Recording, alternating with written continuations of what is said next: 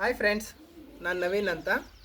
Okay, ನಾನು ಇದನ್ನು lemon grass ಅನ್ನೋದನ್ನು ಒಂದು ಚಿಕ್ಕದ ಗಿಡ ಹಾಕಿದ್ದೆ. ಅದು ತುಂಬ ಚಿಕ್ಕ ಗಿಡ ಇದ್ದಾಗ ಸುಮ್ಮನೆ ಇದಕ್ಕೆ ಕೇರ್ ಮಾಡಬೇಕು ಅಂತ ನಾನೇನು ಮಾಡ್ತಿದ್ದೆ, ಇದಕ್ಕೆ ಸ್ವಲ್ಪ ನಾನು ಮೆಣಸಿನ ಬಳ್ಳಿ ಬೀಜಗಳ್ನು ಇದಕ್ಕೆ ಹಾಕಿದ್ದೆ. ಹಾಗಾಗಿ ಇದು ಗಾಂಧಾರಿ ಮೆಣಸು ಅಂತಾರೆ. ಇದು ನಮ್ಮ ತೋಟದಲ್ಲಿ ಯಾವುದೇ ಗೊಬ್ಬರ, ಯಾವುದೇ ಕೆಮಿಕಲ್ ಏನೂ ಹಾಕ್ತಲೇ ಕೇವಲ ನೀರು ಹಾಕೋದ್ರಿಂದ ತುಂಬ ಚೆನ್ನಾಗಿ ಬರ್ತಿದೆ ಇದು. ಸೊ ಗಾಂಧಾರಿ ಮೆಣಸು ಅಂದರೆ ಹೀಗಿರುತ್ತೆ. ಇದು ಗಾಂಧಾರಿ ಮೆಣಸಲ್ಲಿ ಒಂದು 2-3 ಥರದ್ದು ಬರುತ್ತೆ. ಸುಮಾರು ಒಂದು ಅರ್ಧ ಇಂಚಿನಷ್ಟು ಇರುವಂಥದ್ದು ಗಾಂಧಾರಿ ಮೆಣಸಿದೆ. ಅದು ಸ್ವಲ್ಪ ಕುಯ್ಲು ಮಾಡೋದಕ್ಕೆ ಮತ್ತು ಇನ್ನೊಂದಕ್ಕೆ ಕಷ್ಟ ಆಗುತ್ತೆ. ಇದು ಗಾಂಧಾರಿ ಮೆಣಸಲ್ಲಿ ಆರಾಮಾಗಿ ಚಾಕಲ್ಲಿ ಒಂದು 2 ಕಟ್ ಮಾಡಿಬಿಟ್ಟು ಆರಾಮಾಗಿ ಹಾಕ್ಬೋದು.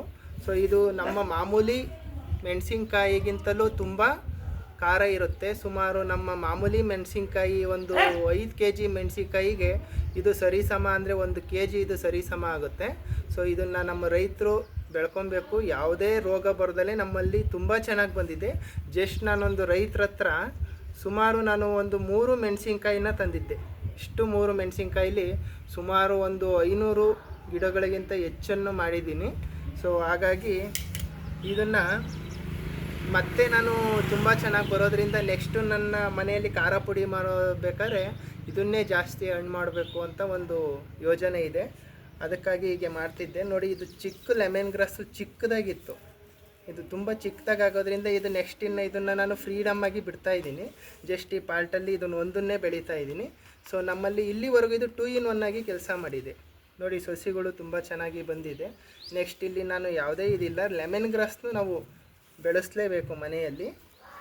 ಸೊ ಹಾಗಾಗಿ ನಾನು ಇದನ್ನು ಈಗ ಪ್ಲ್ಯಾಂಟೇಷನ್ ಮಾಡೋದಕ್ಕೆ ಅಂತ ಹೋಗ್ತಾಯಿದ್ದೀನಿ. ನೆಕ್ಸ್ಟ್ ಇದು ಫ್ರೀಡಮ್ ಆಯ್ತು. ಇದು ಎಷ್ಟು ಚೆನ್ನಾಗಿ ಬಂದಿದೆ ನೋಡಿ, ಮೆಣಸಿನ ಸಸಿನೂ ಬಂತು, ಹಾಗೆ ಇದು ಬಂದಿದೆ. ನೆಕ್ಸ್ಟ್ ಇನ್ನಿದು ತುಂಬ ಬುಷಿಯಾಗಿ ಬರುತ್ತೆ. ಸೊ ನಾನು ಕೆಲವೊಂದು ಚಾನಲ್ಗಳ್ನ, ನಾನು ತುಂಬ ವೀಡಿಯೋಸ್ನ ನಮ್ಮ ಪರ್ಸ್ನಲ್ಲಾಗಿ ರೈತರಿಗೆ ಒಳ್ಳೆಯದಾಗಲಿ ಅಂತ ಮಾಡ್ತಾಯಿದ್ದೀನಿ. ನನ್ನ ಚಾನಲ್ನಲ್ಲಿ ನಾನು ಕೆಲವೊಂದು ಮಾಹಿತಿಗಳು ಕೊಡೋದು ಇಷ್ಟ ಆಗಿದರೆ ನಿಮಗೆ ಲೈಕ್ ಮಾಡಿದರೆ ಮತ್ತು ಸಬ್ಸ್ಕ್ರೈಬ್ ಮಾಡಿ ಮತ್ತು ಶೇರ್ ಮಾಡಿ.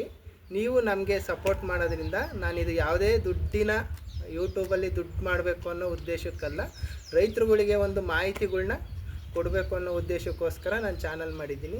ನೀವು ಹೆಚ್ಚು ನನಗೆ ಪ್ರೋತ್ಸಾಹ ಕೊಟ್ಟು ಹೆಚ್ಚು ಶೇರ್ ಮತ್ತು ಸಬ್ಸ್ಕ್ರೈಬ್ ಮಾಡಿದರೆ ನನಗೆ ಇನ್ನೂ ಮತ್ತಷ್ಟು ವೀಡಿಯೋಗಳ್ನ ಮಾಡಬೇಕಂತ ಎಂಕರೇಜ್ ಸಿಗುತ್ತೆ. ಸೊ ನಮ್ಮಲ್ಲಿ ನಮ್ಮ ತೋಟನ ನೋಡೋಕ್ಕೆ ಬಂದವರಿಗೆ ಪ್ರತಿಯೊಬ್ಬರಿಗೂ ನಾನು 2, 3, 5, 6 ಮೆಣಸಿನ ಸಸಿ ಒಣಗಿದ ಮೆಣಸಿನ ಬೀಜಗಳನ್ನು ಫ್ರೀಯಾಗಿ ತುಂಬ ಜನಕ್ಕೆ ಕೊಟ್ಟಿದ್ದೀನಿ. ನೆಕ್ಸ್ಟು ಮುಂದೆ ಬರೋರಿಗೂ ನಾನು ಕೊಡಬೇಕು ಅಂತ ಅಂದ್ಕೊಂಡಿದ್ದೀನಿ. ಯಾವುದೇ ನಾನು ದುಡ್ಡನ್ನು ಇಸ್ಕೊತಿಲ್ಲ. ರೈತರಿಗೆ ರೈತನೇ ಆಗಲಿಲ್ಲ ಅಂದರೆ ಇನ್ಯಾರು ಆಗ್ತಾರೆ ಅಲ್ವರಾ? Okay friends, thank you.